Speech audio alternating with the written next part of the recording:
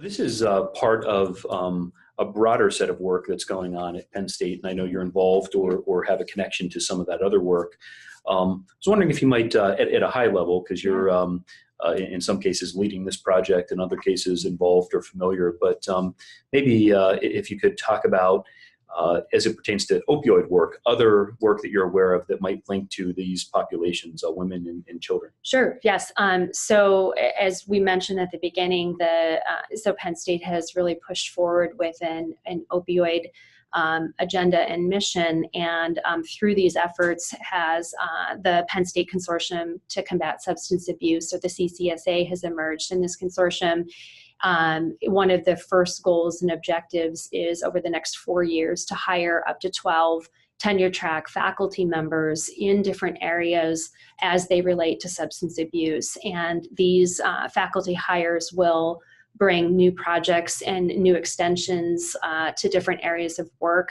Currently, Stephanie Lanza is the interim director of the CCSA and is also the director of the Prevention Research Center here, and really linking efforts with also child maltreatment and faculty who are pursuing Medicaid work and faculty who are trying to link to policy in Harrisburg, really trying to make the connections across these different areas through these mechanisms, and obviously also gaining in traction in terms of strength and depth of the faculty and the research that's going to continue to come on and grow here at Penn State.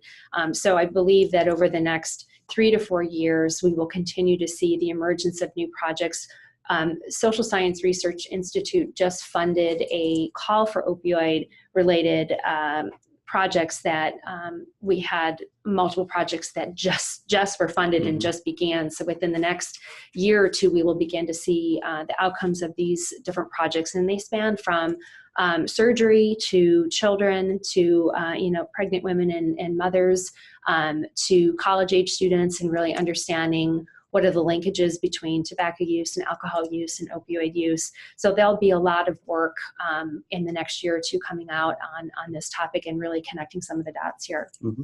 Great, yeah, and we'll put the links up on our website for both the CCSA as well as the Social Science Research Institute, because I think our listeners in the Commonwealth will certainly want to be aware and continue to follow what Penn State is doing in this line of research. And actually, very important, because I think it touches on a number of important pieces in a variety of different dimensions. I mean, for example, our Medicaid program is most likely paying for a lot of the care for many women and children. And so there's not only monetary cost associated with that, but there's also the quality and appropriateness of care, women's health more generally, neonatal abstinence, which is an important issue. Interestingly, that syndrome can link to education and special education needs and learning disabilities down in the future. Our criminal justice system. I know we have researchers here looking at the impact of the opioid epidemic on criminal justice. So we often don't make these connections, but I think there are some that Penn State researchers are starting to connect, and that's important. Which again is why I wanted to sort of speak with you today around this connection between childbirth and cesarean section and opioid, because it's not something I think that many people might connect, but as we've discussed, it really is an important topic.